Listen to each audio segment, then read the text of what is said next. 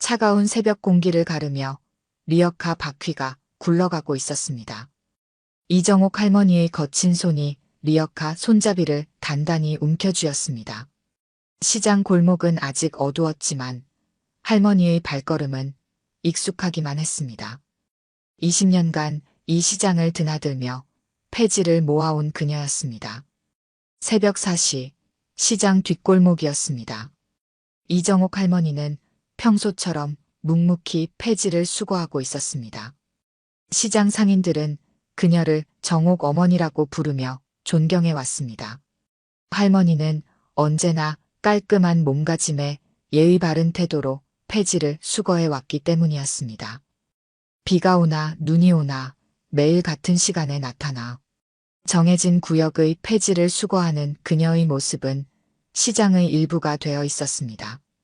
본격적으로 계속하기 전에 구독과 좋아요 꼭 눌러주시고 매일 배달되는 사연 들어보세요. 알림 설정까지 해두시면 이야기가 올라오자마자 들으실 수 있답니다. 여러분들의 응원은 사연 제작에 정말 큰 힘이 됩니다. 오늘도 여느 때와 다름없이 생선 가게 앞에서 버려진 스티로폼 상자들을 정리하고 있었습니다. 상자들을 차곡차곡 쌓아 올리던 그때였습니다.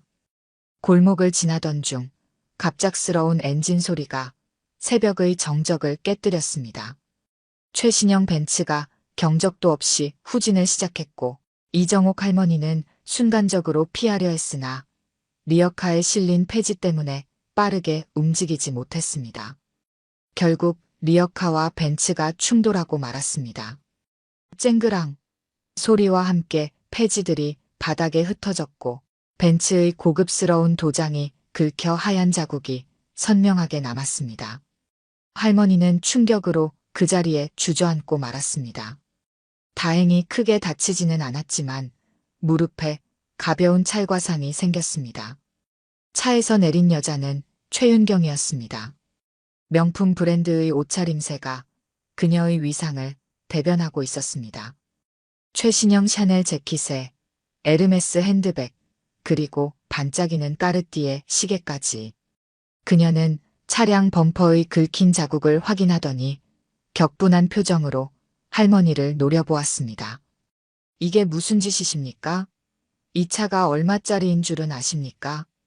최윤경의 날카로운 목소리가 새벽 공기를 찢었습니다. 이정옥 할머니는 묵묵히 땅에 떨어진 폐지를 줍기 시작했습니다. 그녀의 침착한 태도가 오히려 최윤경의 분노를 더욱 자극한 듯 했습니다. 최윤경은 발끝으로 폐지를 걷어차며 할머니의 손길을 방해했습니다. 지금 제 말씀이 안 들리시나요? 이거 수리비가 몇 천만 원은 될 텐데 어떻게 하실 생각이십니까? 아니, 이런 더러운 것들을 끌고 다니시는 것부터가 문제네요. 이 시간에 이런 길거리에서 이런 걸 하고 계시다니 당신 같은 분들 때문에 도시가 지저분해지는 거라고요. 주변 시장 상인들이 하나둘 모여들었습니다. 새벽부터 들리는 소란에 일찍 나온 상인들이 상황을 살피러 나온 것이었습니다. 생선 가게 김씨 아저씨, 채소 가게 박씨, 아줌마, 그리고 과일 가게 이씨 할아버지까지 모두 정옥 어머니와 오랫동안 정을 나눠온 이웃들이었습니다. 아이고, 정옥 어머니, 괜찮으십니까? 차가 훨씬 더 크고 후진등도 켜지 않았는데 왜 이러시는 거예요? 어머니, 무릎에서 피가 나는데 병원부터 가보셔야 하는 거 아닙니까? 상인들이 할머니를 감싸고 최윤경을 질책하자 그녀의 얼굴이 더욱 붉어졌습니다. 최윤경은 손바닥으로 자신의 고급 핸드백을 탁탁 치며 목소리를 한층 더 높였습니다. 아니, 이게 무슨 상황인지는 제대로 보고 계신 건가요? 제 차가 긁혔다고요. 이게 얼마짜리 차인 줄이나 아세요? 당장 경찰을 부르겠습니다. 이런 식으로 몰아붙이시면 업무방해죄로도 고소하겠어요. 최윤경은 휴대폰을 꺼내들었습니다. 그러나 그 순간 멀리서 또 다른 고급 세단의 불빛이 보였습니다. 차가 천천히 가까이 다가오더니 마침내 그들 앞에 멈춰 섰습니다. 강태준 회장이 차에서 내리는 순간 시장 골목은 마치 시간이 멈춘 듯 했습니다. 그의 존재감은 압도적이었습니다. 완벽하게 재단된 수트와 날카로운 눈매, 회색이 섞인 머리카락은 그의 경험과 권위를 대변하고 있었습니다. 비서가 재빨리 상황을 보고했습니다. 회장님, 부인께서 교통사고에 휘말리셨다고 해서 급히 모셨습니다. 최은경은 순간 얼굴에 미소를 띄웠습니다. 그녀에게 있어 남편의 등장은 구세주와 다름없었기 때문이었습니다. 여보, 이 사람이 우리 차를 긁었어요.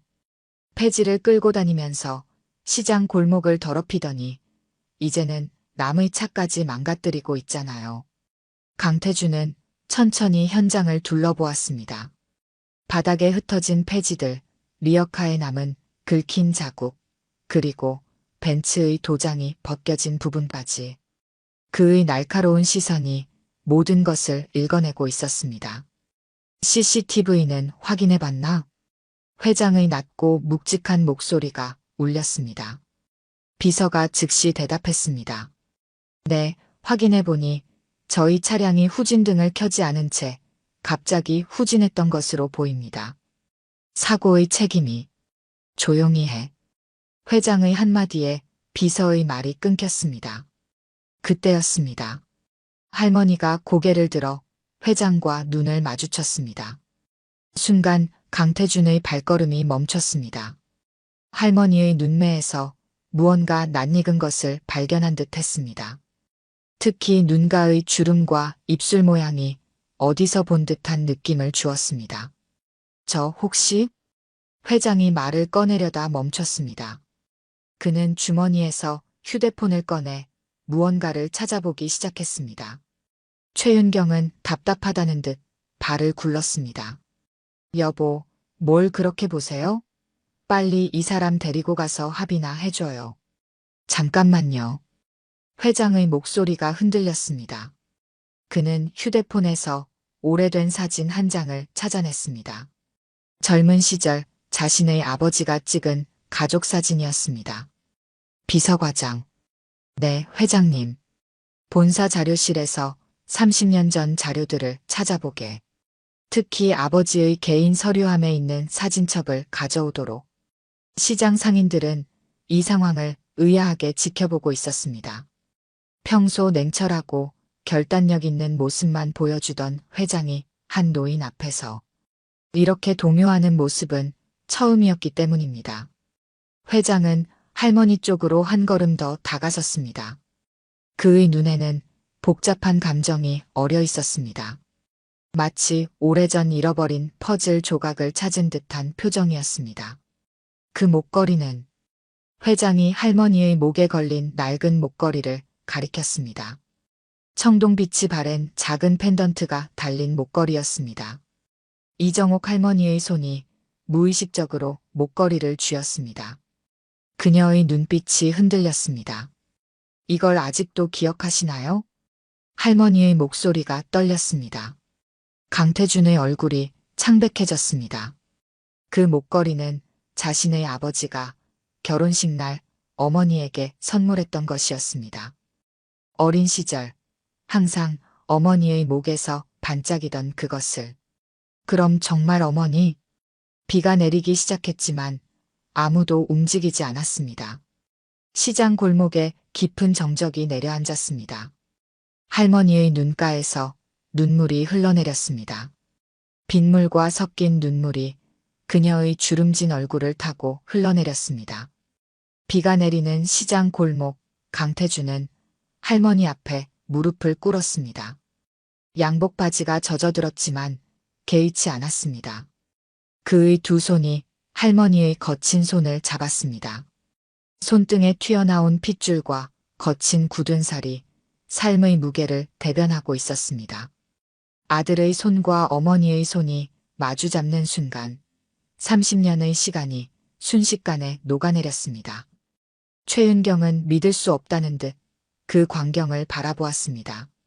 그녀의 얼굴은 창백했고 입술이 파르르 떨렸습니다. 시장 상인들은 숨죽인 채 이 놀라운 상황을 지켜보고 있었습니다. 누군가의 콧잔등이 시큰거렸고 누군가는 입술을 깨물었습니다. 이정옥 할머니는 아들의 머리에 조심스럽게 손을 얹었습니다.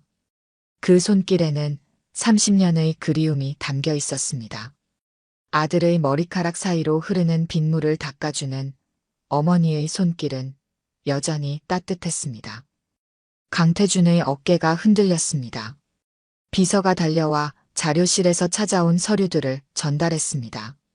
오래된 서류 봉투 안에는 낡은 사진들이 가득했습니다. 젊은 시절의 이정옥과 아기였던 강태준의 모습이 담긴 흑백 사진들이었습니다. 특히 창업 초기 공장 앞에서 찍은 가족 사진은 그들의 마음을 더욱 아프게 했습니다. 사진 속에는 활짝 웃고 있는 젊은 부부와 아기의 모습이 담겨 있었습니다. 그때만 해도 그들은 이런 미래를 예상하지 못했을 것입니다. 강태준은 사진을 보며 어린 시절의 기억을 더듬었습니다. 희미한 기억 속에서 어머니의 모습이 조금씩 선명해졌습니다. 등원할 때마다 손을 흔들어주던 모습, 아플 때면 밤새 이마를 짚어주던 손길, 그리고 어느 날 갑자기 사라져버린 그 모든 것들이 물밀듯이 밀려왔습니다. 최윤경은 이 상황이 못마땅했습니다. 그녀는 초조한 듯 발끝으로 바닥을 구르며 이 상황을 어떻게든 중단시키려 했습니다. 하지만 그녀의 날카로운 목소리는 오히려 주변의 차가운 시선만 불러올 뿐이었습니다. 시장 상인들의 반응은 즉각적이었습니다. 20년간 이정옥 할머니와 함께 해온 그들은 할머니의 진정성을 누구보다 잘 알고 있었습니다. 생선 가게 김씨 아저씨는 할머니가 매일 아침 묵묵히 시장 바닥을 쓸던 모습을 채소. 가게 이씨 아주머니는 할머니가 힘든 이웃들과 나눔을 실천하던 순간들을, 과일 가게 박씨 할아버지는 할머니의 한결같은 성실함을 기억하고 있었습니다. 이정옥 할머니의 삶은 결코 돈을 위한 것이 아니었습니다. 그녀는 매일 새벽 폐지를 주워 모아 번 돈으로 어려운 이웃을 도왔습니다. 시장의 독거노인들에게 반찬을 나누어 주고 장사가 어려운 상인들의 물건을 구매해 주었습니다. 그녀에게 폐지를 줍는 일은 단순한 생계수단이 아닌 자신의 존엄성을 지키는 방법이었습니다. 강태준은 어머니의 그런 삶을 이제야 알게 되었습니다. 자신이 호화로운 생활을 누리는 동안 어머니는 이렇게 소박하지만 의미 있는 삶을 살아왔다는 사실에 가슴이 미어졌습니다. 비는 점점 더 거세게 내렸습니다. 이정옥 할머니는 젖은 폐지를 정리하기 시작했습니다. 강태준이 어머니를 자신의 집으로 모시고 가려 했지만 할머니는 고개를 저었습니다. 그녀는 이미 이곳에 자신의 삶과 자리가 있음을 분명히 했습니다. 시장 골목에 마주 선 모자의 모습은 한 폭의 그림 같았습니다. 화려한 양복을 입은 아들과 소박한 차림의 어머니. 겉보기에는 너무나 대조적인 두 사람이었지만 그들의 눈빛에서는 같은 결연함이 느껴졌습니다. 다만 이제는 그 눈빛에 서로에 대한 이해와 존중이 더해졌을 뿐입니다. 빗물이 시장 바닥을 적시며 흘러갔습니다. 마치 30년의 시간도 그렇게 흘러갔던 것처럼. 하지만 이제 새로운 시작이 그들을 기다리고 있었습니다. 시장의 공기가 차가워졌습니다. 최윤경의 얼굴에는 경악과 분노, 그리고 두려움이 뒤섞여 있었습니다. 그녀는 자신의 입지가 순식간에 무너져 내리는 것을 느꼈습니다. 30년간 공들여 쌓아온 모든 것이 한순간에 흔들리고 있었습니다. 최윤경은 자신의 명품 핸드백을 더욱 꽉 쥐었습니다. 그녀의 손마디가 하얗게 변할 정도로 힘이 들어갔습니다. 평소라면 감히 올려다보지도 못했을 시장 상인들이 이제는 그녀를 향해 차가운 시선을 보내고 있었습니다. 그녀가 그토록 경멸했던 시장 사람들의 눈빛이 마치 날카로운 칼날처럼 느껴졌습니다. 비서실장은 조용히 강태준 회장에게 다가가 추가로 확인된 사실들을 보고했습니다. 30년 전 이정옥 할머니가 회사를 떠난 시점의 기록들이 하나둘 발견되었습니다. 당시 창업주였던 회장의 아버지는 더 큰 사업 확장을 위해 재벌가 딸과의 결혼을 선택했고, 이정옥 여사는 회사에서 모든 지분을 포기한 채 홀연히 사라졌다는 내용이었습니다. 강태준의 표정이 점점 더 굳어졌습니다. 아버지가 남긴 유산에는 이런 아픈 진실도 포함되어 있었던 것입니다. 그가 누려온 호화로운 삶의 시작점에는 한 여인의 눈물이 있었습니다. 최윤경은 마지막 발버둥을 쳤습니다. 그녀는 평소처럼 고압적인 태도로 상황을 통제하려 했지만 이미 그녀의 위세는 바닥으로 떨어져 있었습니다. 그녀가 내뱉는 모든 말은 오히려 자신의 격을 낮추는 결과만 가져왔습니다. 시장 상인들 사이에서 웅성거림이 커져갔습니다. 채소가게 주인은 지난 20년간 이정옥 할머니가 보여준 따뜻한 마음을 이야기했고, 생선가게 아주머니는 할머니가 어려운 이웃들을 위해 베풀었던 선행을 전했습니다. 그들의 이야기 속에서 이정옥 할머니의 진정한 모습이 드러났습니다. 폐지를 줍는 일은 결코 가난 때문만이 아니었습니다. 그것은 이정옥 할머니가 스스로 선택한 삶의 방식이었습니다. 매일 새벽 그녀는 자신의 힘으로 일어나 하루를 시작했습니다. 누구의 도움도 받지 않고 누구의 동정도 받지 않았습니다. 그렇게 모은 돈으로 어려운 이웃을 도왔고 시장의 구석구석을 살폈습니다. 강태준은 어머니의 진정한 강인함을 이제야 이해했습니다. 그동안 자신이 얼마나 교만했는지, 얼마나 많은 것을 보지 못했는지 깨달았습니다. 어머니는 결코 불쌍한 존재가 아니었습니다.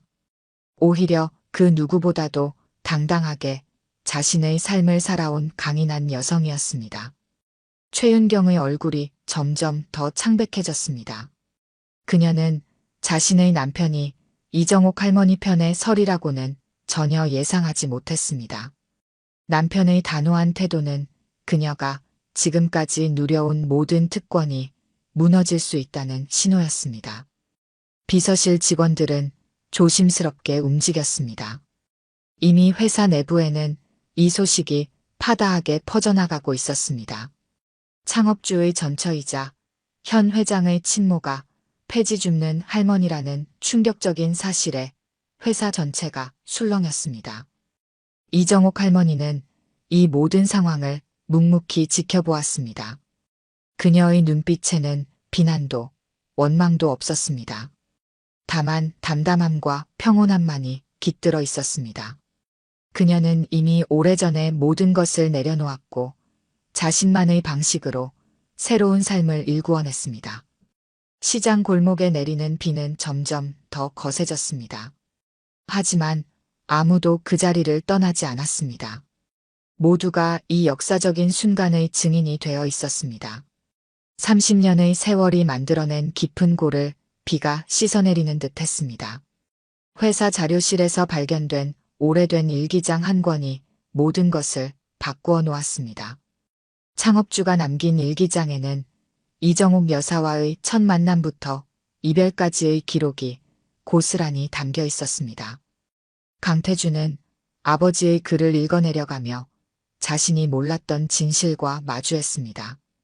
1975년 작은 공장 식당에서 일하던 이정옥은 당시 말단 기술자였던 강태준의 아버지를 만났습니다. 그녀의 성실함과 따뜻한 마음씨는 가난한 기술자의 마음을 사로잡기에 충분했습니다. 두 사람은 가진 것 없이 결혼했고 허름한 단칸방에서 새로운 삶을 시작했습니다. 이정옥은 남편의 든든한 지원군이었습니다.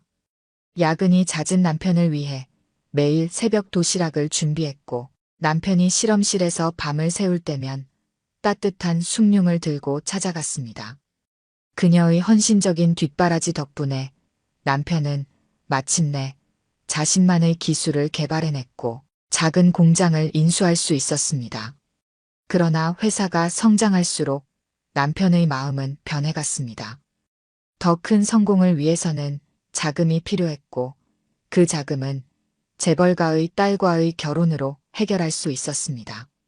일기장에는 남편의 고뇌와 죄책감, 그리고 마지막 선택의 순간이 빼곡히 적혀 있었습니다. 이정옥은 남편의 선택을 묵묵히 받아들였습니다. 단 한 가지 조건을 내걸었습니다. 아들 강태준의 미래를 위해 새로운 어머니를 만나게 해달라는 것이었습니다. 5살이었던 강태준에게는 너무 이른 이별이었지만 그것이 아들을 위한 최선이라 믿었습니다. 자료실에서는 또 다른 충격적인 서류가 발견되었습니다. 이정옥 앞으로 매월 거액의 위자료가 지급되도록 되어 있는 계약서였습니다. 그러나 계좌 내역을 확인해 보니 30년간 단 한 번도 찾아가지 않은 것으로 밝혀졌습니다. 대신 다른 기록들이 나왔습니다. 이정옥은 받지 않은 위자료 대신 가난한 직원들의 자녀 학자금을 지원해달라는 편지를 회사에 보냈습니다. 회사는 이를 받아들여 장학재단을 설립했고 30년간 수많은 젊은이들이 이 혜택을 받았습니다. 아무도 이 장학재단의 진짜 설립자가 누구인지 알지 못했습니다. 시장 상인들은 이정옥의 또 다른 면모를 증언했습니다. 그녀는 매달 번 돈의 절반을 시장의 어려운 상인들을 돕는 데 썼습니다.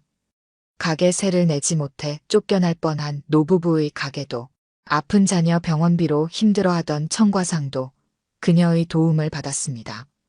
비서실장은 마지막 서류 한 장을 강태준에게 전달했습니다. 그것은 이정옥이 회사를 떠나기 직전 남긴 편지였습니다. 편지에는 단 한 줄이 적혀 있었습니다. 우리 태준이가 훌륭한 사람으로 자라나기를 바랍니다. 강태준은 어머니의 삶을 재구성하며 깊은 충격에 빠졌습니다. 자신이 호화로운 생활을 누리는 동안 어머니는 자신만의 방식으로 더 큰 가치를 실현하고 있었던 것입니다. 폐지를 주워 번 돈으로 남을 돕고 자신의 권리를 내려놓아 더 많은 이들을 위한 기회를 만들었습니다.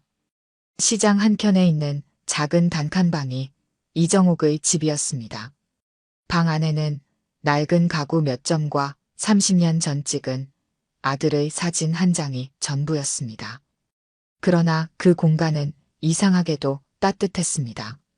그곳에는 세상의 욕심도 미움도 없었습니다. 오직 자신의 선택에 대한 당당함과 내려놓음의 평화만이 있었습니다. 강남의 고급 주택가 최윤경은 자신의 침실에 홀로 앉아 있었습니다. 화장대 거울에 비친 그녀의 모습은 1시간 전 시장에서의 그것과는 전혀 달랐습니다. 완벽하게 세팅된 헤어스타일은 흐트러졌고 명품 의상은 구겨져 있었습니다. 거실에서는 강태준의 단호한 목소리가 들려왔습니다. 그는 가족 변호사와 통화하고 있었습니다. 이혼 절차를 시작하라는 지시였습니다. 최윤경의 손이 떨렸습니다. 화장대 위에 놓인 결혼사진을 바라보았습니다. 15년 전 그녀는 이 결혼을 통해 재계의 신데렐라로 등극했습니다. 집안의 모든 것이 갑자기 낯설게 느껴졌습니다. 이태리 수입 가구들, 천장에 매달린 크리스탈 샹들리에, 벽에 걸린 고가의 미술품들.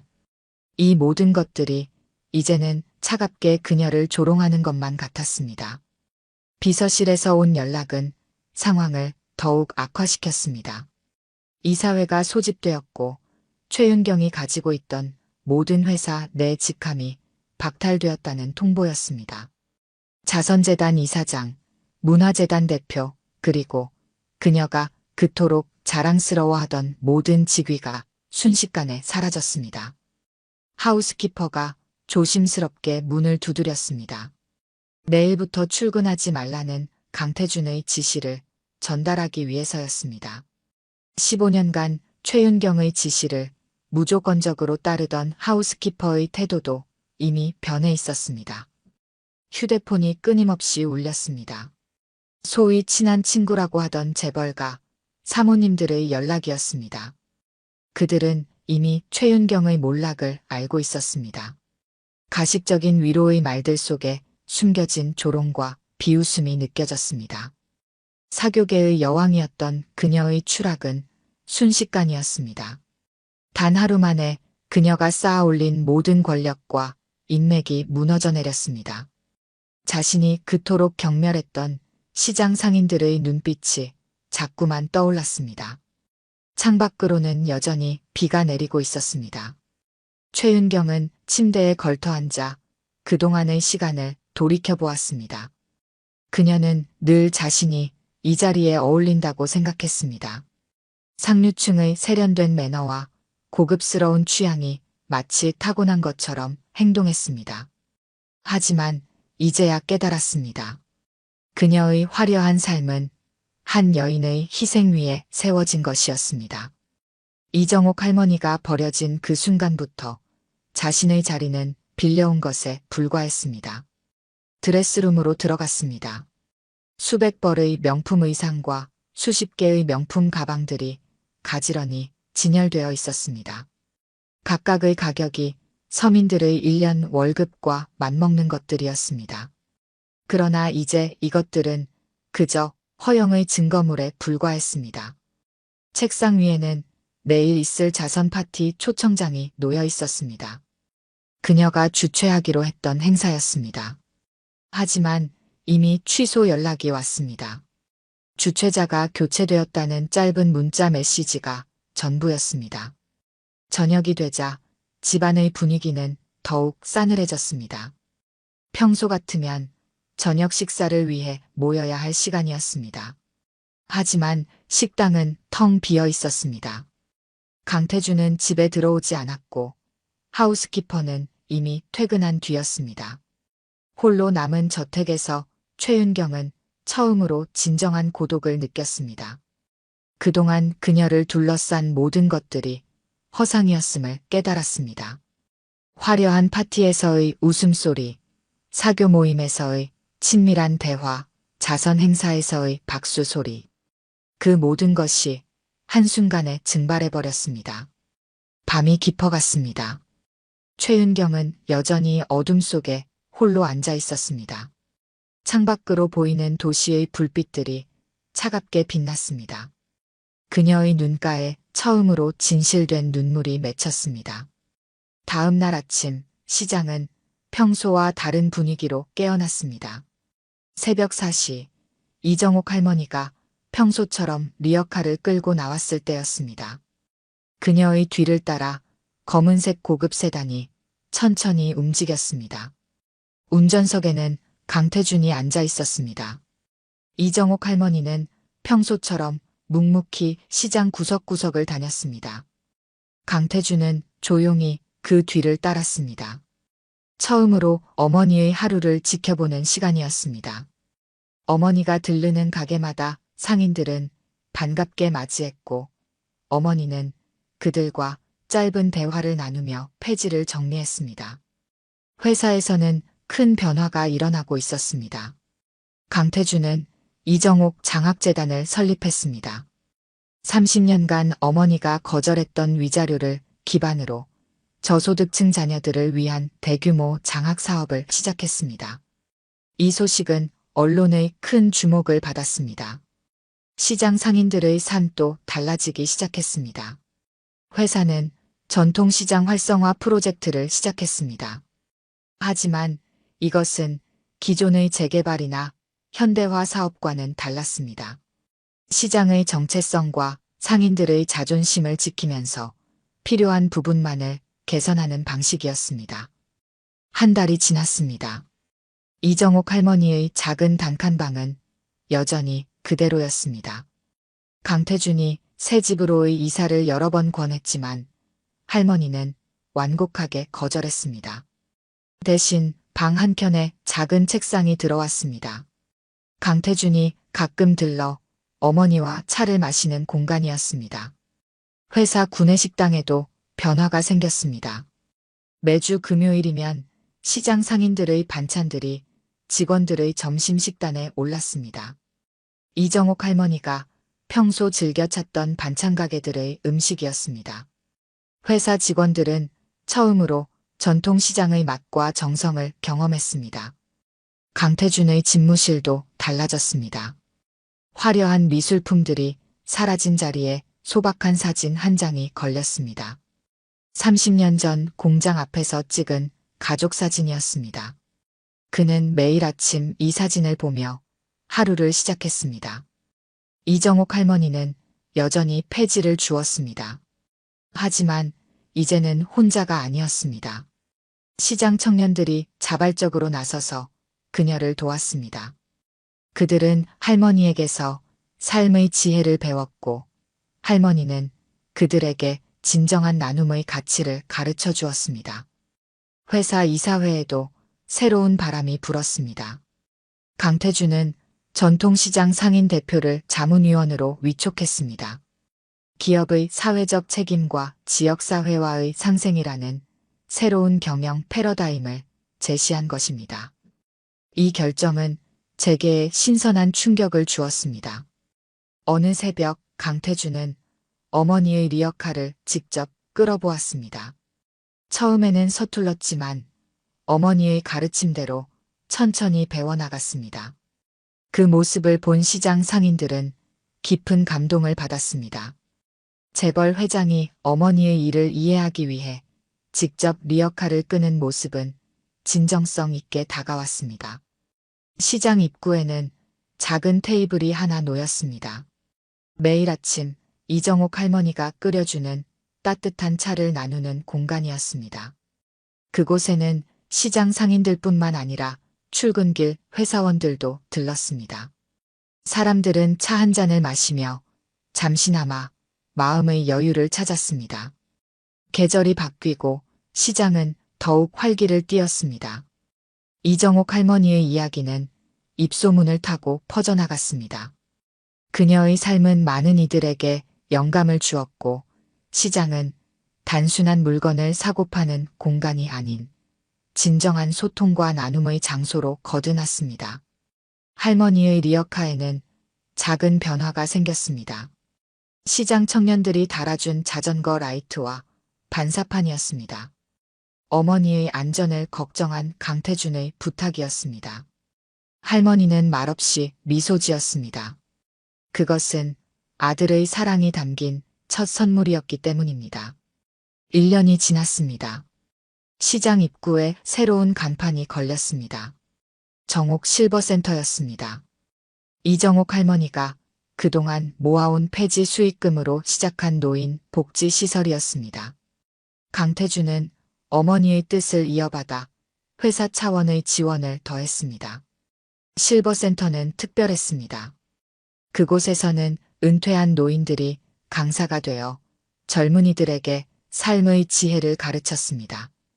김밥 말기, 된장 담그기, 김치 담그기 같은 생활 기술부터 인생 상담까지 노인들의 경험이 값진 자산이 되었습니다. 이정옥 할머니는 여전히 새벽마다 시장을 돌았습니다. 하지만 이제 리어카에는 폐지 대신 반찬들이 실렸습니다. 홀로 사는 노인들을 위한 아침 도시락이었습니다.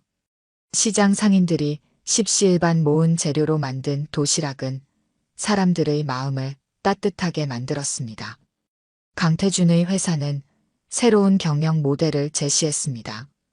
분기별 실적 발표회에서는 매출액만큼이나 사회 공헌 지수가 중요한 평가 기준이 되었습니다.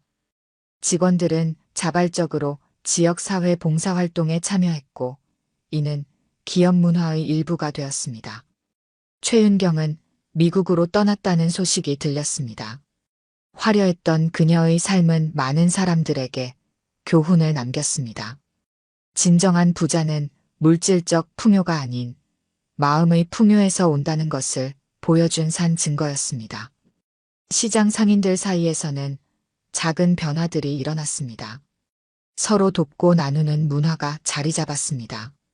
어려운 이웃을 위한 반찬 나눔, 장사가 어려운 가게를 위한 물품 구매, 아픈 상인을 위한 가게 봐주기가 자연스러워졌습니다. 강태주는 매주 일요일이면 어머니와 함께 시장 구석구석을 돌았습니다. 비싼 양복 대신 편한 작업복을 입고 어머니와 함께 시장 청소를 했습니다. 그 모습을 본 직원들도 자발적으로 동참했고 이는 소중한 주말 풍경이 되었습니다.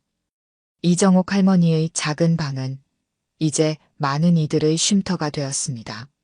상인들은 잠시 쉬어가기 위해, 청년들은 인생 상담을 위해, 아이들은 할머니의 따뜻한 이야기를 듣기 위해 찾아왔습니다. 방 안에는 항상 따뜻한 차와 정이 넘쳤습니다. 어느 날 저녁, 이정옥 할머니는 옥상에 올라가 하늘을 바라보았습니다. 달빛이 그녀의 얼굴을 비추었습니다. 주름진 얼굴에는 평화로운 미소가 깃들어 있었습니다. 그녀는 고인이 된 남편을 떠올렸습니다. 남편에 대한 원망은 이미 오래전에 사라졌습니다. 그의 선택이 아들을 더 넓은 세상으로 이끌어준 것도 사실이었습니다. 하지만 그보다 더 중요한 것은 그녀가 스스로의 삶을 당당하게 살아왔다는 사실이었습니다. 시장 뒤편에는 작은 정원이 생겼습니다. 상인들이 가꾼 꽃과 나무들이 어우러진 공간이었습니다. 정원 한가운데에는 작은 표지석이 있었습니다.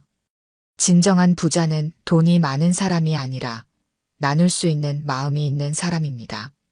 이정옥 할머니의 이야기는 많은 사람들의 가슴에 깊은 울림을 주었습니다. 그녀는 돈과 명예를 선택하는 대신 자신의 영혼이 원하는 삶을 선택했습니다. 그리고 그 선택은 결국 더 큰 부자가 되는 길이었음을 모두가 깨달았습니다. 밤이 깊어갔습니다. 시장의 불빛이 하나둘 꺼져갔지만 사람들의 마음속에는 더 밝은 빛이 켜져 있었습니다. 그것은 이정옥 할머니가 보여준 진정한 삶의 가치였습니다. 부자의 기준을 다시 써내려간 위대한 이야기의 마침표였습니다. 오늘 들려드린 이야기가 여러분의 마음에 작은 울림이 되었기를 바랍니다. 아까 깜빡하신 분들이 계셨다면 좋아요와 구독 부탁드려요. 다음 사연을 들려드리는데 큰 힘이 된답니다. 그리고 여러분의 이야기도 댓글로 들려주세요. 다음 이야기 때 또 뵙겠습니다. 당신이 날 버렸잖아요. 그게 무슨 말이오? 나를 떠난 건 당신이었소.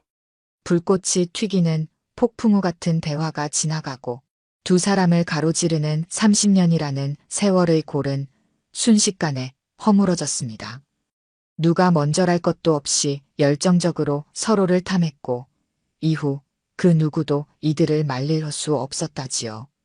도대체 그 세월 동안 이 둘에게 무슨 일이 있었던 걸까요? 이제 그 진실을 전해드립니다. 여러분이라면 어떤 선택을 하실지도 알려주세요. 본격적으로 계속하기 전에 구독과 좋아요 꼭 눌러주시고 매일 배달되는 사연 들어보세요. 알림 설정까지 해두시면 이야기가 올라오자마자 들으실 수 있답니다.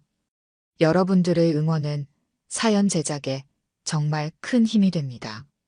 수영은 창가에 놓인 남편의 안경을 바라보았습니다. 3년이 지났지만 그의 흔적은 여전히 집안 곳곳에 남아 있었습니다. 미국 LA의 이른 아침, 햇살이 안경테에 반사되어 은은한 빛을 만들어냈습니다. 오늘도 어김없이 청소를 하려 했지만 남편의 물건들은 여전히 손대기가 어려웠습니다. 64세가 된 지금 수영은 혼자만의 시간을 보내는데 익숙해져 있었습니다. 하지만 가끔 이렇게 아침 햇살이 비치는 날이면 문득 외로움이 밀려왔습니다. 창 밖으로는 이웃집 아이들이 등교를 하는 모습이 보였습니다. 그들의 웃음소리를 들으며 수영은 옷장 정리를 시작했습니다. 남편의 옷가지들을 하나씩 정리하면서 각각의 추억이 물결처럼 밀려왔습니다. 결혼식 때 입었던 정장, 은퇴식 날의 넥타이, 마지막 크리스마스에 선물 받은 스웨터. 수영은 천천히 하나하나 옷을 개어 상자에 넣었습니다. 이제는 이것들을 기부해야 할 때였습니다. 옷장 구석에서 낡은 앨범 하나를 발견했습니다. 두꺼운 먼지를 털어내자 30년도 더 된 사진들이 모습을 드러냈습니다. 한국에서의 마지막 날들을 담은 사진들이었습니다. 앨범을 펼치자마자 수영의 손이 멈춰섰습니다. 첫 장에는 젊은 시절의 박진호가 있었습니다. 하얀 의사 가운을 입고 환하게 웃고 있는 모습이었습니다. 사진 뒷면에는 날짜가 적혀 있었습니다. 1989년 3월. 수영은 그 시절을 또렷이 기억했습니다. 의대생이었던 진호는 늘 바빴지만 틈틈이 시간을 내어 수영을 찾아왔었습니다. 가슴 한켠이 아려왔습니다. 진호와의 이별은 갑작스러웠습니다. 어느 날 그가 사라진 것처럼 모든 연락이 끊겼습니다. 그 후 얼마 지나지 않아 수영은 자신이 임신했다는 사실을 알게 되었고 혼란과 두려움 속에서 미국행을 선택했습니다. 엄마, 괜찮으세요? 현관에서 들려온 딸 지은의 목소리에 수영은 황급히 앨범을 덮었습니다. 지은은 이번 주말에 엄마를 돕겠다며 일찍 찾아온 것이었습니다. 그냥 옛날 사진들을 보고 있었어. 지은이 다가와 수영의 어깨를 감쌌습니다. 딸의 따뜻한 체온이 전해졌습니다. 지은은 앨범을 집어들었고 사진들을 하나씩 넘겨보았습니다. 엄마, 이게 한국이에요? 우리 외할머니 댁인가요? 수영은 고개를 끄덕였습니다. 사진 속에는 서울의 옛 모습이 담겨 있었습니다. 남산타워, 청계천, 이화여대 앞거리. 모든 것이 그때의 모습 그대로였습니다. 한 번도 가보지 못했네요. 엄마 고향에. 지은의 말에 수영은 잠시 생각에 잠겼습니다. 그동안 한국을 방문하자는 딸의 제안을 계속 미뤄왔었습니다. 그곳에 가면 피할 수 없는 기억들과 마주해야 한다는 두려움 때문이었습니다. 이번에는 같이 가보는 게 어떨까요? 아빠도 이제 3년이 지났고 엄마도 새로운 시작이 필요하지 않을까요? 수영은 창밖을 바라보았습니다. LA의 따스한 햇살이 여전히 비치고 있었습니다. 문득 서울의 봄이 그리워졌습니다. 벚꽃이 흩날리던 그 거리, 진호와 함께 걸었던 그 길들. 한번 생각해 볼게. 수영의 말에 지은이 환하게 웃었습니다. 그 미소는 어쩐지 젊은 시절 진호의 미소와 닮아 있었습니다. 수영은 그것을 눈치채지 못한 척 시선을 돌렸습니다. 하지만 이미 마음속에서는 작은 결심이 자라나고 있었습니다. 앨범을 다시 집어들며 수영은 마지막으로 진호의 사진을 보았습니다. 30년이 지난 지금 그는 어떤 모습으로 살아가고 있을까? 그도 이렇게 과거를 추억하는 순간이 있을까? 수영은 조용히 앨범을 닫았습니다. 이제는 정말 새로운 시작을 할 때였습니다. 인천국제공항에 도착한 수영은 잠시 걸음을 멈추었습니다. 출국장을 빠져나오는 순간부터 모든 것이 낯설면서도 익숙했습니다. 한글로 가득한 안내판들, 공항 곳곳에서 들리는 한국어 방송, 그리고 코끝을 스치는 고향의 공기. 30년 만의 귀국이었습니다. 지은이 수영의 팔짱을 끼며 앞장섰습니다. 입국 수속을 마치고 나온 두 사람은 바로 호텔로 향했습니다. 차창 밖으로 스쳐 지나가는 서울의 풍경은 수영의 기억 속 모습과는 사뭇 달랐습니다. 높은 빌딩들이 하늘을 찌를 듯 솟아 있었고 도로는 한결 넓어져 있었습니다. 다음 날 아침 수영은 지은과 함께 이화여대 근처를 걸었습니다. 등교하는 여학생들의 발걸음이 분주했습니다. 수영은 자신도 모르게 발길을 멈추었습니다. 저 골목 어딘가에 있었을 작은 서점을 찾고 있었습니다. 진호와 자주 들렀던 그곳은 이제 찾을 수 없었지만 그때의 기억만은 선명했습니다. 서점 안에서 의학 서적을 뒤적이던 진호의 모습이 떠올랐습니다. 그는 늘 책장 사이에서 새로운 의학 지식을 탐구했고 수영은 그런 진호의 옆에서 문학 서적을 읽곤 했습니다. 서로 다른 책을 읽다가도 때때로 고개를 들어 미소를 교환하던 순간들이 기억났습니다. 지은은 호기심 어린 눈으로 주변을 둘러보았습니다. 그녀에게는 그저 낯선 거리였지만 수영에게는 젊은 날의 추억이 켜켜이 쌓인 곳이었습니다. 골목마다 기억이 숨어 있었습니다.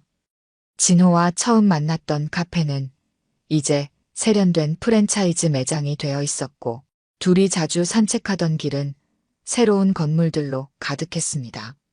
점심을 먹기 위해 찾은 식당에서 수영은 오랜만에 남이 만들어주는 된장찌개를 주문했습니다. 어머니의 된장찌개 맛이 그리웠습니다. 음식이 나오는 동안 지은은 한국어 메뉴판을 읽으려 애쓰며 이것저것 물었습니다. 수영은 딸에게 한글을 가르쳐주지 못한 것이 미안했습니다. 오후가 되자 지은이 피로를 호소했습니다.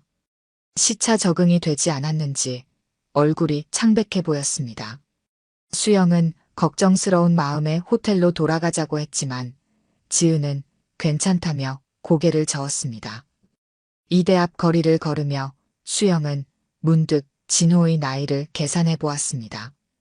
그도 이제 60. 자신보다 4살 어렸던 그는 여전히 현역 의사로 일하고 있을 나이였습니다. 젊은 시절의 모습만을 기억하고 있었기에 나이든 진호의 모습은 상상이 되지 않았습니다. 저녁이 되어 호텔로 돌아오는 길 지은의 상태가 급격히 나빠졌습니다. 걸음을 제대로 걷지 못할 정도로 어지러워했고 식은땀이 흘렀습니다. 수영은 서둘러 택시를 잡았습니다. 가까운 병원을 찾아야 했습니다. 택시 안에서 지은은 고열에 시달렸습니다. 수영은 딸의 이마에 손을 얹어 보았습니다. 차가운 손길이 닿자 지은이 신음을 내뱉었습니다. 병원에 도착할 때까지 수영의 가슴은 철렁거렸습니다. 서울의 밤거리가 창밖으로 스쳐 지나갔습니다. 네온사인의 불빛이 차창에 반사되어 오색찬란한 그림자를 만들어냈습니다. 수영은 딸의 손을 꼭 잡은 채 기도했습니다. 이제 막 시작된 한국에서의 여정이 이렇게 끝나버리는 것은 아닐지 불안한 마음이 가득했습니다. 택시가 대학병원 응급실 앞에 멈추었습니다. 수영은 지은을 부축한 채 응급실로 향했습니다. 차가운 형광등 불빛 아래 하얀 벽과 분주히 움직이는 의료진들의 모습이 눈에 들어왔습니다. 응급실의 형광등 불빛이 수영의 눈을 피로하게 만들었습니다. 접수를 마치고 돌아오자 지은은 이미 의료진에게 둘러싸여 있었습니다. 초진 의사가 빠르게 상태를 확인하더니 곧장 전화를 걸었습니다. 수술이 필요하다는 이야기에 수영의 심장이 덜컥 내려앉았습니다. 담당 과장을 기다리는 동안 수영은 지은의 손을 잡고 있었습니다. 피부가 뜨거웠습니다. 이대로 기다리다가는 위험할 것 같다는 간호사의 말에 수영은 고개를 끄덕였습니다. 응급수술이 필요했습니다. 수술실 앞에서 동의서에 서명하는 순간이었습니다. 수술을 집도할 교수가 빠른 걸음으로 다가왔습니다. 하얀 가운 위로 까만 머리가 보였습니다. 수영은 고개를 들었고 그 순간 시간이 멈춘 듯 했습니다. 박진호였습니다. 나이가 들어 윤곽이 더 선명해진 얼굴이었지만 수영은 한눈에 알아보았습니다. 젊은 시절의 부드러운 이목구비는 이제 단단한 중년의 얼굴이 되어 있었습니다. 그의 눈동자가 수영을 향했습니다. 진호도 수영을 알아보았다는 것을 직감했습니다. 하지만 지금은 그런 감정에 빠져들 시간이 없었습니다. 진호는 전문가다운 침착함으로 상황을 설명했습니다. 충수염이 파열 직전이었고 즉시 수술이 필요했습니다. 수영은 기계적으로 고개를 끄덕이며 서류를 작성했습니다. 진호의 목소리는 과거보다 낮아져 있었습니다. 수술 과정을 설명하는 그의 말투는 단호했고 전문적이었습니다. 수영은 그의 설명을 듣는 둥 마는 둥 했습니다. 머릿속이 새하얘졌습니다. 30년 전 그날의 기억이 물밀듯이 밀려왔기 때문이었습니다.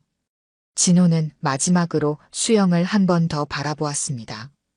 그의 눈빛에는 당혹감과 놀라움, 그리고 무언가 더 깊은 감정이 스쳐 지나갔습니다. 하지만 그는 더 이상의 감정을 드러내지 않았습니다. 수술실로 향하는 그의 발걸음은 확신에 찬 것이었습니다. 수술이 시작되고 수영은 대기실의 딱딱한 의자에 앉아 있었습니다. 진호를 다시 만난 충격이 서서히 밀려왔습니다. 그는 여전히 의사의 길을 걷고 있었습니다. 자신보다 4살이나 어렸던 그는 이제 이 병원의 중요한 위치에 있는 듯 했습니다. 수술실 위의 붉은 등이 깜빡였습니다. 수영은 이제야 진호가 자신의 딸을 수술한다는 사실을 실감했습니다. 그는 지은이 자신의 딸이라는 사실을 모를 것입니다. 그 사실을 알게 된다면 어떤 표정을 지을까?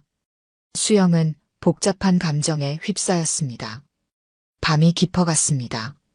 병원 복도는 적막했고 때때로 달그락거리는 의료기구 소리만이 들려왔습니다. 수영은 창밖을 바라보았습니다. 서울의 밤거리가 반짝였습니다. 이런 식으로 다시 만나게 될 줄은 몰랐습니다. 수술은 예상보다 빨리 끝났습니다. 진호가 수술실에서 나와 수영에게 다가왔습니다. 수술은 성공적이었다는 말과 함께 회복실로 옮긴다는 설명이 이어졌습니다. 그의 목소리는 여전히 전문가다웠지만 손끝이 미세하게 떨리는 것을 수영은 놓치지 않았습니다. 회복실 앞에서 진호는 잠시 망설이다가 입을 열었습니다. 보호자 성함을 확인하고 싶다는 말이었습니다. 수영은 자신의 이름을 말했습니다. 이미 서로를 알아보았음에도 이런 공식적인 확인이 필요했습니다. 진호의 눈빛이 흔들렸습니다. 그는 무언가 더 말하려는 듯했지만 다른 응급환자 호출을 받고 서둘러 자리를 떠났습니다. 수영은 그의 뒷모습을 바라보았습니다. 하얀 가운 자락이 휘날리는 모습이 30년 전 그날과 똑같았습니다. 회복실에서 지은은 깊이 잠들어 있었습니다. 수영은 딸의 얼굴을 바라보았습니다. 지은의 눈매는 진호를 닮아 있었습니다. 그동안 몰랐던 것이 신기할 정도였습니다. 창밖으로 동이 트기 시작했습니다. 긴 밤이 지나고 새로운 아침이 밝아오고 있었습니다. 병실의 창문으로 늦봄의 햇살이 들어왔습니다. 수영은 창가에 서서 병원 정원의 벚꽃을 바라보았습니다. 지은의 회복은 예상보다 더뎠고 그동안 진호는 매일 아침 회진을 왔습니다. 두 사람은 의사와 보호자라는 공식적인 관계를 유지했지만 서로의 존재가 주는 동요를 감추기는 힘들었습니다. 오늘도 진호는 정시에 회진을 왔습니다. 하얀 가운을 입은 그의 모습은 여전히 단정했습니다. 청진기로 지은의 상태를 확인하는 동안 수영은 그의 옆모습을 살폈습니다. 세월이 흘러도 변함없는 것들이 있었습니다. 일에 집중할 때의 깊은 눈빛, 환자를 대하는 따뜻한 태도, 그리고 왼손 약지를 살짝 구부리는 습관까지. 진호는 차트를 작성하며 수영에게 지은의 상태를 설명했습니다.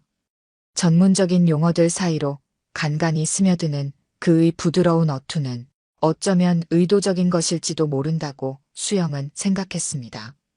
회진이 끝나고 진호가 병실을 나서려는 순간 수영은 그를 불러세웠습니다.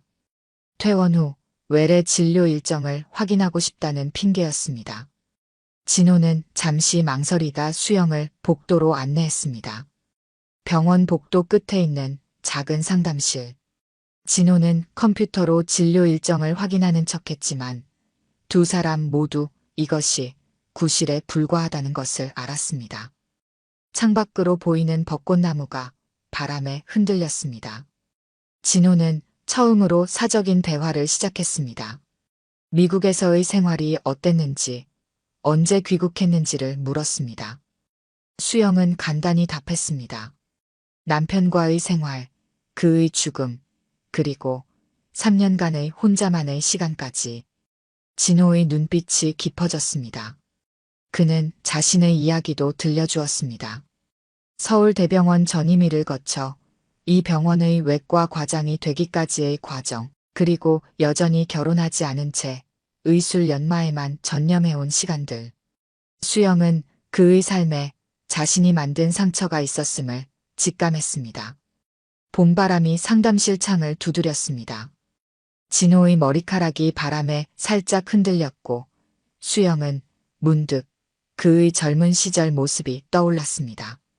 자신보다 4살이나 어렸던 그는 당시 수영의 보호자처럼 늘 곁을 지켜주었습니다. 지금은 오히려 더 듬직한 중년의 남자가 되어 있었습니다. 진호의 호출기가 울렸습니다. 응급수술이 있다는 알림이었습니다. 그는 자리에서 일어났고 수영도 일어섰습니다. 잠시 마주선 두 사람 사이로 30년의 시간이 흘렀습니다. 수술실로 향하는 진호의 발걸음은 빨랐습니다. 하지만 그는 문득 걸음을 멈추고 뒤를 돌아보았습니다. 수영에게 병원 옆 카페의 이름을 알려주며 퇴근 후 시간이 된다면 들르겠다는 말을 남겼습니다. 그리고는 곧장 수술실로 향했습니다. 수영은 병실로 돌아왔습니다. 지은은 깊이 잠들어 있었습니다. 창가에 놓인 의자에 앉아 벚꽃이 흩날리는 모습을 바라보며 수영은 생각에 잠겼습니다. 오후에 있을 만남을 기다리는 자신의 마음이 설레는 것을 느꼈습니다. 점심시간이 지나고 지은이 깨어났습니다. 수영은 딸의 이마에 손을 얹어 보았습니다. 열은 거의 내려가 있었습니다. 지은은 어제보다 훨씬 좋아 보였습니다. 창밖의 벚꽃이 흩날리는 모습을 보며 지은이 빙긋 웃었습니다. 그 미소는 진호의 것을 닮아 있었습니다. 오후의 햇살이 병실을 따스하게 비추었습니다. 수영은 거울 속 자신의 모습을 바라보았습니다. 나이 들었지만 여전히 단정한 모습이었습니다. 마음속에서는 잊고 있던 감정들이 조금씩 되살아나고 있었습니다. 이제 곧 퇴근 시간. 진호를 다시 만날 시간이 다가오고 있었습니다. 퇴원을 앞둔 아침이었습니다. 수영은 병실 창가에 서서 비가 내리는 모습을 바라보았습니다. 지난 2주간 진호와 나눈 대화들이 머릿속을 맴돌았습니다. 매일 저녁 병원 옆 카페에서 만나 이야기를 나누었지만 정작 가장 중요한 이야기는 꺼내지 못했습니다. 진호는 퇴원 수속을 위해 병실에 들렀습니다. 평소와 다름없는 모습이었지만 수영은 그의 눈빛에서 무언가 다른 점을 발견했습니다. 지은의 차트를 확인하던 그의 손이 잠시 멈추었습니다. 생년월일란을 한참 동안 바라보더니 혈액형 항목으로 시선을 옮겼습니다. 진호의 얼굴이 굳어졌습니다. 차트를 내려놓은 그의 손이 미세하게 떨렸습니다. 자신보다 4살 어린 그였지만 이 순간만큼은 한없이 나이 들어 보였습니다. 진호는 수영을 바라보았습니다. 그의 눈에는 혼란과 의심 그리고 깊은 상처가 어려 있었습니다. 비가 유리창을 두드렸습니다. 수영은 더 이상 진실을 숨길 수 없다고 판단했습니다. 지은을 잠시 병실 밖으로 보낸 후 수영은 이야기를 시작했습니다. 30해 전 그날의 진실을, 그리고 자신이 홀로 미국으로 떠날 수밖에 없었던 이유를. 진호의 어머니가 찾아왔던 날의 기억이 선명했습니다. 의대생인 아들의 앞날을 생각해달라는 어머니의 말씀, 그리고 이미 정해진 약혼자가 있다는 이야기까지. 수영은 그날 모든 것을 포기하기로 했습니다. 진호의 미래를 위해, 그리고 뱃속의 아이를 지키기 위해 홀로 도망치듯 미국행을 선택했습니다. 진호는 창가로 걸어갔습니다. 비가 내리는 풍경을 바라보는 그의 등이 떨리고 있었습니다. 자신의 어머니가 그런 일을 했다는 사실에, 그리고 그로 인해 자신의 딸과 30년을 함께하지 못했다는 사실에 큰 충격을 받은 듯 했습니다. 잠시 후 진호가 돌아섰습니다. 그의 눈가는 붉어져 있었습니다. 수영보다 어렸기에 늘 의젓하려 노력했던 그였지만 이제는 그런 가면을 쓰고 있을 필요가 없었습니다. 그의 목소리에는 깊은 후회와 분노가 묻어났습니다. 창밖의 비가 잦아들었습니다. 지은이 병실로 돌아왔고 진호는 그제야 제대로 딸의 얼굴을 바라보았습니다. 자신을 닮은 눈매, 그리고 수영을 닮은 미소. 그동안 어떻게 알아채지 못했는지 신기할 정도였습니다.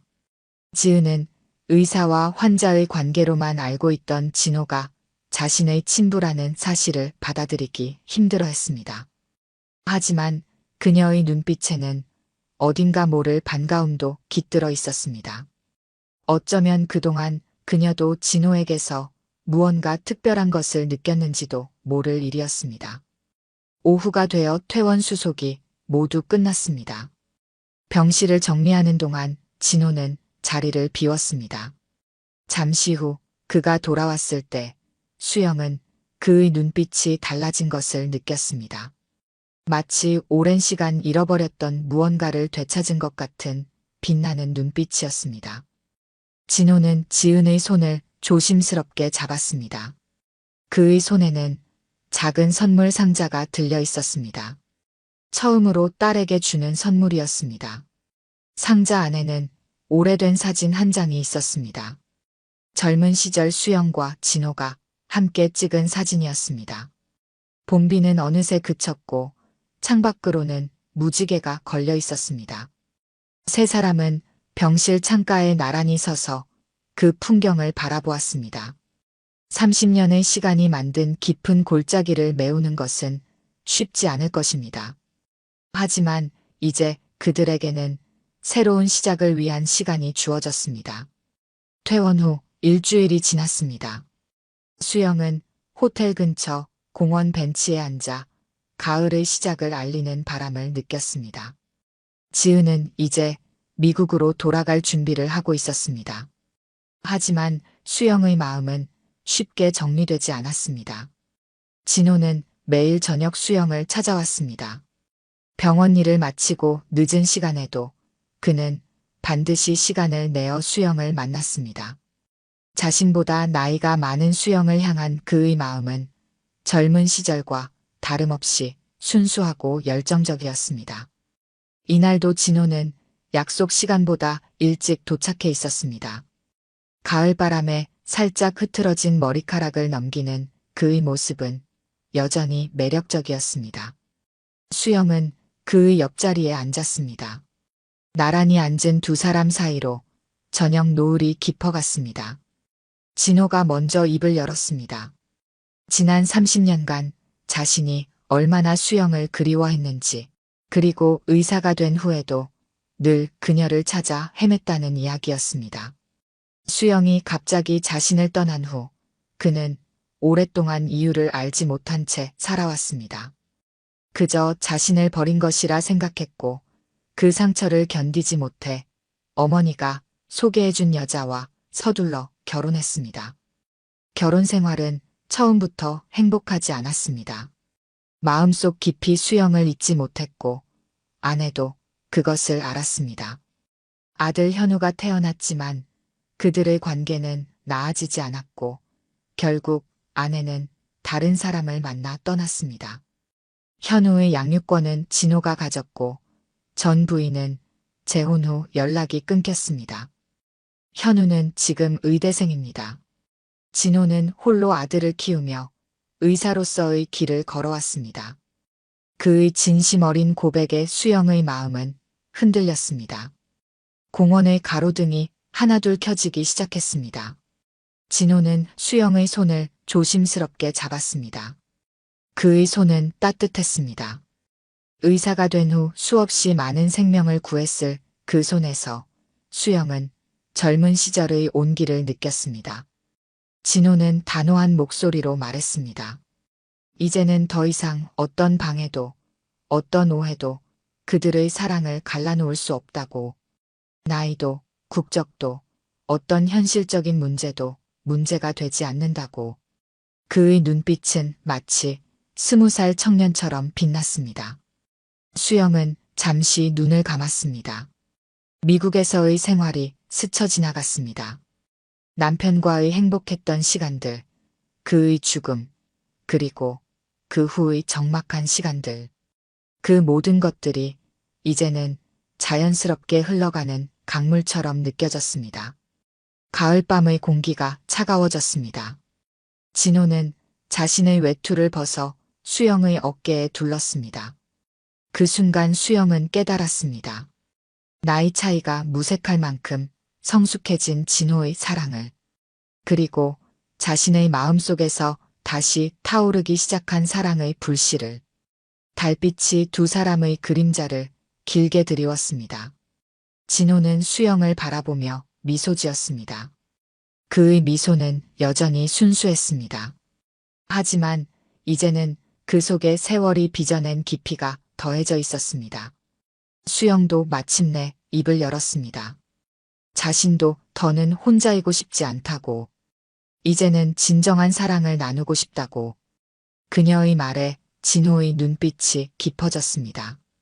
두 사람의 시선이 마주쳤고 그 속에서 30해 전의 첫사랑이 되살아났습니다.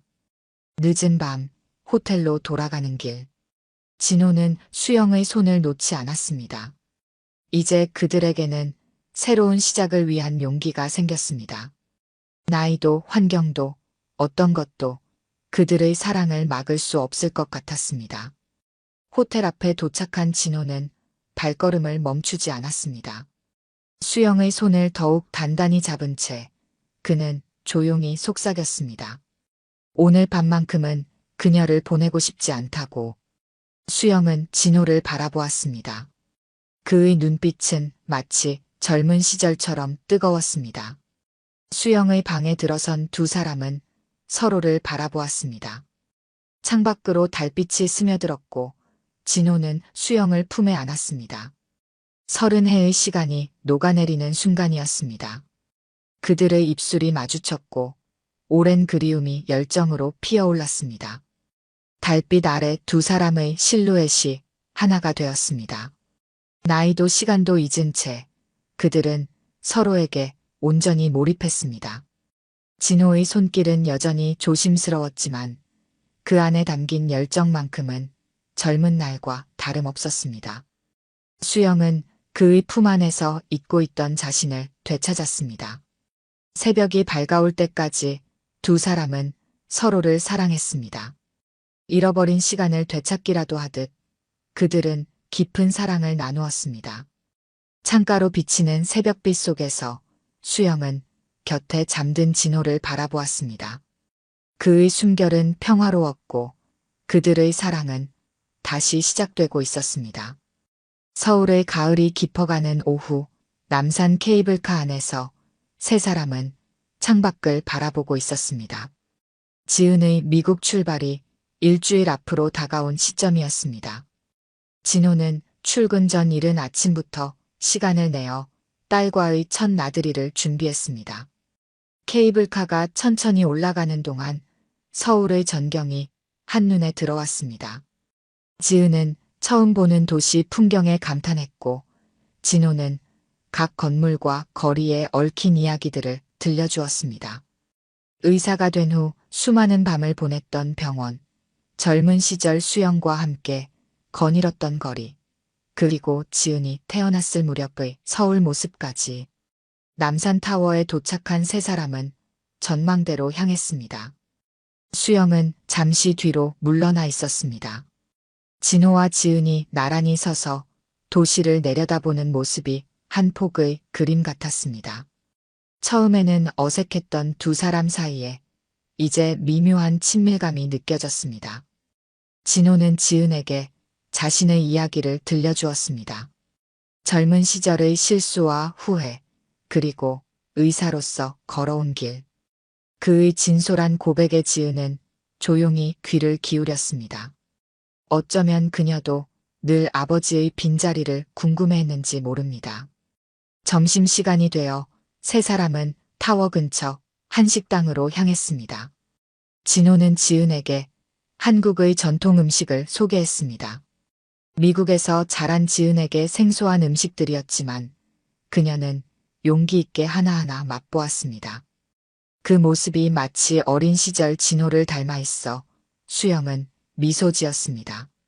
식사를 마친 후 진호는 조심스럽게 서류 한 장을 꺼냈습니다. 지은의 이름으로 된 통장이었습니다. 그동안 자신이 하지 못했던 책임을 조금이나마 이행하고 싶다는 뜻이었습니다. 지은은 잠시 망설이다 통장을 받아들었습니다.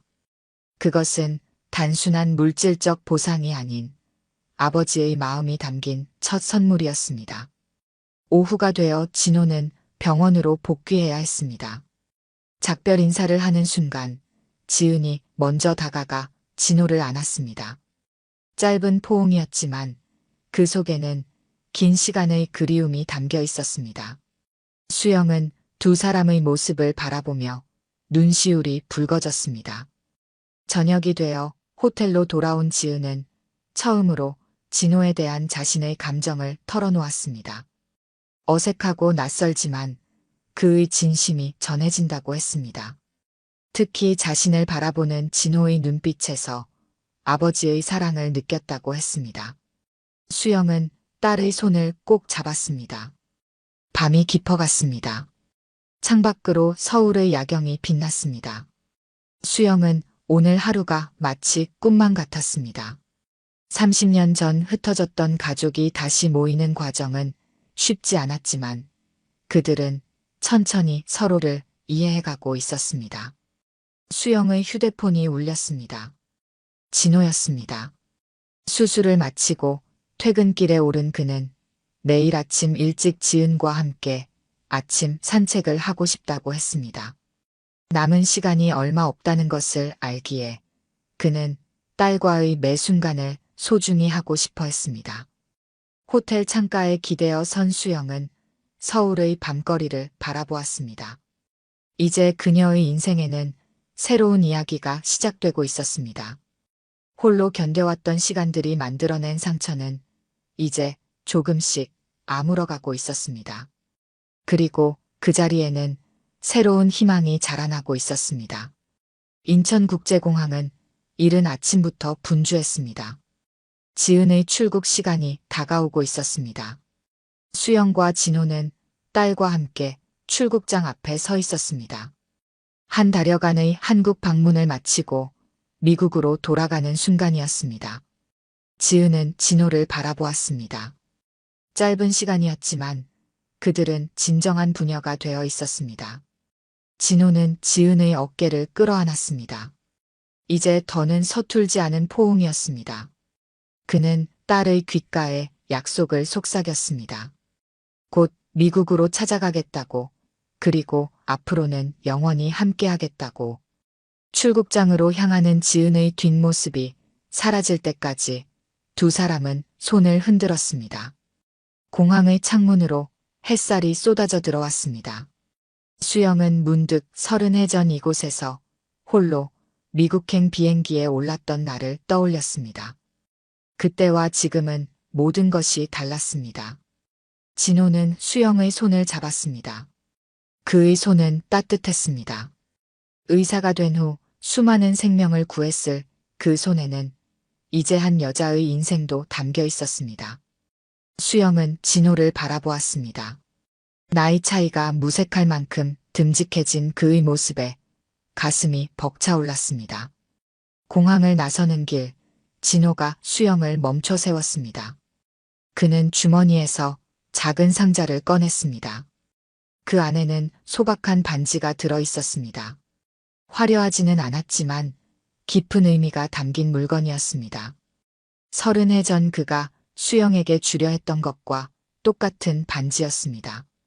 수영의 눈시울이 붉어졌습니다. 진호는 수영의 손을 잡고 무릎을 꿇었습니다. 그의 청혼은 간단했습니다. 이제는 영원히 함께하자는 말, 그리고 남은 인생을 서로의 곁에서 보내자는 약속. 수영은 고개를 끄덕였습니다. 더 이상의 말은 필요하지 않았습니다. 봄바람이 불어왔습니다. 공항 앞 나무들이 새순을 틔우기 시작했습니다. 진호는 수영을 품에 안았습니다. 그의 품은 젊은 시절과 다름없이 따뜻했습니다. 이제 그들에게는 새로운 시작을 위한 용기가 생겼습니다. 차를 타고 서울로 돌아오는 길, 두 사람은 앞으로의 계획을 이야기했습니다. 진호는 대학병원 교수직을 유지하면서도 미국과 한국을 오가는 방법을 찾겠다고 했습니다. 수영도 자신의 미국 생활을 정리하고 서서히 한국으로 돌아올 준비를 하기로 했습니다. 서울의 거리는 활기찼습니다. 봄을 맞아 꽃들이 피어나기 시작했고 사람들은 각자의 삶을 살아가고 있었습니다. 진호의 차가 한강변을 달렸습니다. 강물은 변함없이 흐르고 있었고 하늘은 맑았습니다. 병원 앞에 차가 멈추었습니다. 진호는 오늘도 수술이 있었습니다. 하지만 이제 그의 하루는 달라져 있었습니다. 아침에 눈을 뜰 때면 수영의 모습을 떠올릴 수 있고 퇴근 후에는 그녀와 함께 시간을 보낼 수 있다는 생각만으로도 가슴이 설렜습니다. 수영은 진호가 병원으로 향하는 모습을 바라보았습니다. 하얀 가운을 입은 그의 뒷모습은 늠름했습니다. 자신보다 어린 나이임에도 믿음직한 그의 모습에 미소가 지어졌습니다. 이제 그녀의 인생에는 새로운 챕터가 시작되고 있었습니다. 저녁이 되어 진호가 수술을 마치고 나왔습니다. 수영은 병원 앞 공원 벤치에서 그를 기다리고 있었습니다. 봄날의 저녁 공기는 상쾌했고 하늘에는 별들이 반짝이기 시작했습니다. 진호는 수영의 곁에 앉았습니다. 두 사람은 말없이 서로의 손을 잡았습니다. 때로는 말보다 침묵이 더 많은 것을 전할 수 있습니다. 그들의 눈빛 속에는 이제 시작될 새로운 인생에 대한 기대와 설렘이 가득했습니다. 늦게 찾아온 이 사랑은 오히려 더 깊고 진실된 것이었습니다. 봄밤의 별들이 두 사람을 내려다보았습니다. 이제 그들의 이야기는 새로운 시작을 향해 나아가고 있었습니다. 사랑에는 결코 늦은 때가 없다는 것을 그들은 몸소 보여주고 있었습니다. 오늘 들려드린 이야기가 여러분의 마음에 작은 울림이 되었기를 바랍니다. 아까 깜빡하신 분들이 계셨다면 좋아요와 구독 부탁드려요. 다음 사연을 들려드리는데 큰 힘이 된답니다. 그리고 여러분의 이야기도 댓글로 들려주세요. 다음 이야기 때 또 뵙겠습니다.